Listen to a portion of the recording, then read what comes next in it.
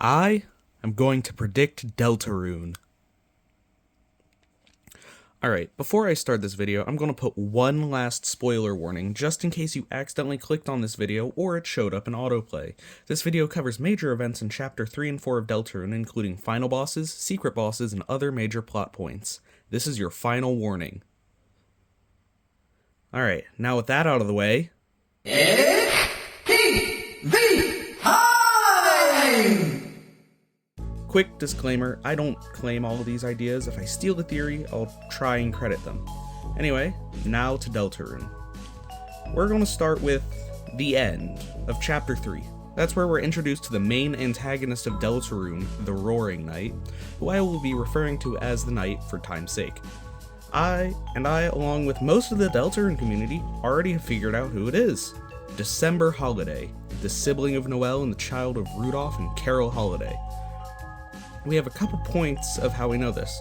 First and foremost, the helmet has antlers, just like how Noel has antlers, and we can also rule out Carol as the knight, or at least the main one, since we have no reason to believe that there couldn't be more, as the knight is left-handed and Carol is right-handed, and it remains pretty consistent. Also worth noting that the computer in Noel's house has a left-handed mouse, and the knight's sword also appears as a baseball bat, before taking a more blade-like appearance. And Des has been associated with a baseball bat before, including Noel saying that Des had hit Chris with a wiffle ball bat in the past. I mean, not exactly the same thing, but it's close enough. The rhythm segment of Chapter 3 also mentions a bat in the lyrics. And if you search, and if you reverse a segment of the Knight's song, Black Knife, it sounds very similar to Des's song, Lost Girl. And as u/Alex's Aisu on r/Deltarune brought up, the lyrics to the song in the rhythm segment, Raise Up Your Bat, are insanely loaded. Not only does it mention a bat, possibly connecting it further to December, it also has a segment with the Lost Girl motif, solidifying its connection with December or the night. In fact, they could very well just be written by Des. But now we're going to go into the lyrics themselves. The lyrics are, when the demon heart is crying and the blood is gushing bright, raise up your bat for the burning fight. When your hope is slowly dying and your future's lost its rights, raise up your bat and face the fright. Let's knock 'em dead into the night. Follow me into the dark with your heart as the arc, which shall shine you the way because I'm with you in the dark. With your heart as my mark, which shall guide you through the way, through the waves, come follow me into the dark. With your heart as the arc, which shall shine you through the way, because I'm with you in the dark, with your heart as my mark, which shall guide you through the way, through the waves. When the demon heart is crying, and the blood is gushing bright, raise up your bat for the burning fight. When your hope is slowly dying, and your future's lost its rights, raise up your bat and face the fright. Let's knock 'em dead into the night. All of these could mean a lot of things, so let's go line by line with some help from u/Congomond on r/Deltarune. When the demon heart is crying and the blood is gushing bright, raise up your bat for the burning fight. The roaring is seen as in service of the angel's heaven, so the opposition would probably be seen as demons, thus making the demon heart us, the player. Raise up your bat for the burning fight could just be the Roaring Knight taking action against us, since their sword kinda looks like a bat. When your hope is slowly dying and your future's lost its rights, raise up your bat and face the fright. The future losing its rights could mean one of two things, either it being set in stone and unchangeable, immovable, or it could mean the future is ambiguous and unknown to anyone anymore. Let's knock 'em dead into the night. Yeah, this line doesn't have much of anything, it's probably just the Roaring Knight taking action against the player again.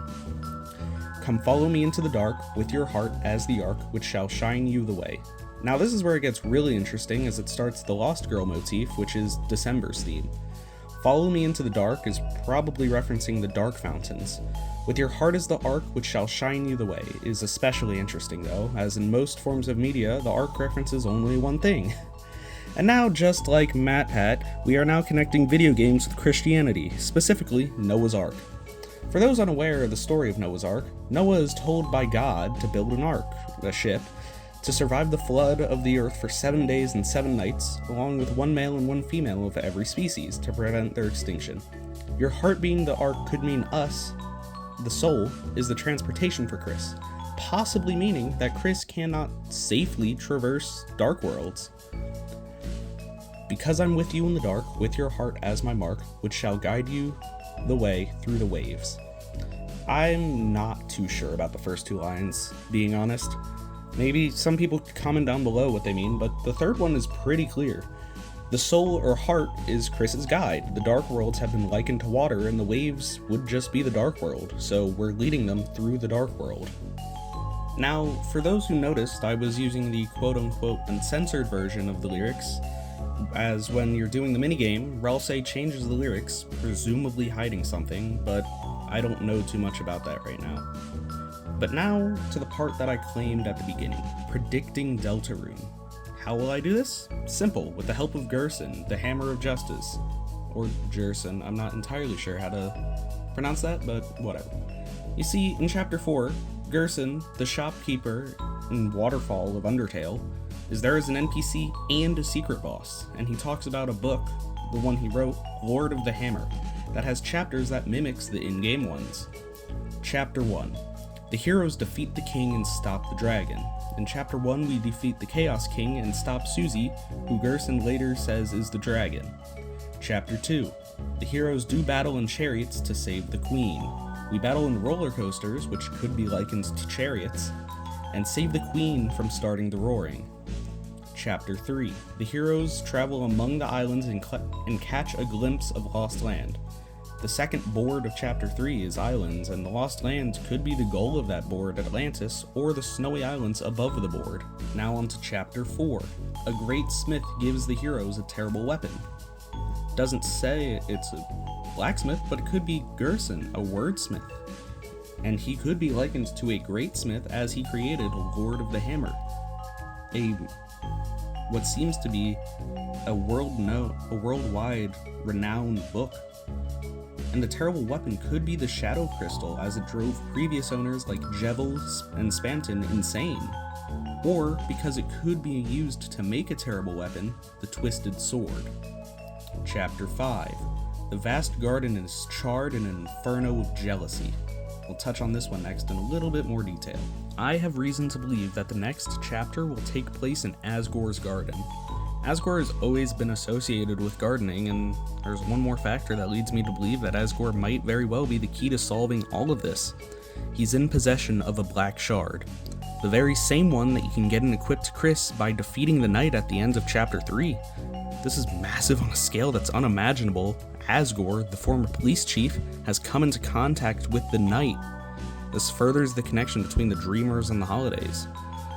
The code to the bunkers south of the map has 3 icons: a pine tree, a police badge, and the Deltarune, with the pine tree representing the Holidays, the badge representing the police, specifically the chief, and the Deltarune representing the Dreamers.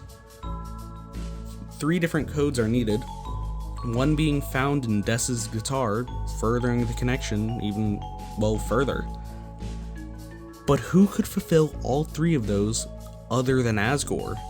He's a dreamer, and in Chapter 4 we've seen him working at the Holiday's house, and he was the former police chief. We almost know one of the codes from Dess's guitar, although, mark my words, it's going to be the number 1225. I also have reason to believe that Chris is in cahoots with the enemy and actually knows the identity of the knight. This is because while Susie is grabbing notes for the blue piano puzzle, we have the option to think of the knight. And when Chris does, Chris imagines the knight taking off their helmet and then quickly panics and thinks of something else.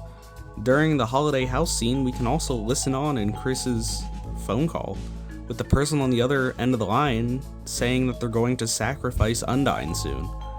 I can only think of 3 possible people on the other side of the line: the knight, W.D. Gaster, or Carol, and I personally believe it's Carol, as the same phone eventually gets Carol to come home early to kick Susie out of the house. Speaking of Susie, in Chapter 4 we get to see almost all of the prophecy, including Susie's part, which weirdly doesn't look like Susie, but rather it looks closer to Noelle wielding a sword. But Noelle can't wield a sword, that's not true. In Data Mines, Noelle can actually wield both the Black Shard and the Jingle Blade. The original party was supposed to be Chris, Noelle, and Ralsei, not Chris, Susie, and Ralsei, but something changed. Susie isn't supposed to be here, and now she knows the prophecy, the real one. And at the end of chapter 4, she acts like she's seen something terrible. With how the prophecy was being presented to us before Susie destroyed the glass, I can only assume one thing. There's going to be some kind of sacrifice, whether it be someone dying or Chris losing their hand. Which may seem oddly specific, but we actually have some evidence that that might be possible. Such as saying when interacting with a shadow crystal that you can see through your hand, or you couldn't find your hand message in the secret area in the Chapter 3 B rank room, which you can unlock by putting in 1,225 points into the machine. So now here are some of the events that I predict to happen before Deltarune ends. First, Chapter 5 will take place in Asgore's garden. Second, Susie will be revealed to not be part of the original prophecy. Third, Chris will lose their hand, Ralsei might die, or both will occur. Fourth, December will be revealed as the Roaring Knight. And then fifth and finally, Chris will be revealed to be evil to the others and possibly even the final boss that we fight, maybe with the creative character that we made at the beginning. But before I go, there is an interesting theory out there that we're not the first batch of heroes, but I feel like this is already going on just a little bit long. So please like, subscribe, and comment down below if you have any other theories for Deltarune or video ideas. See ya!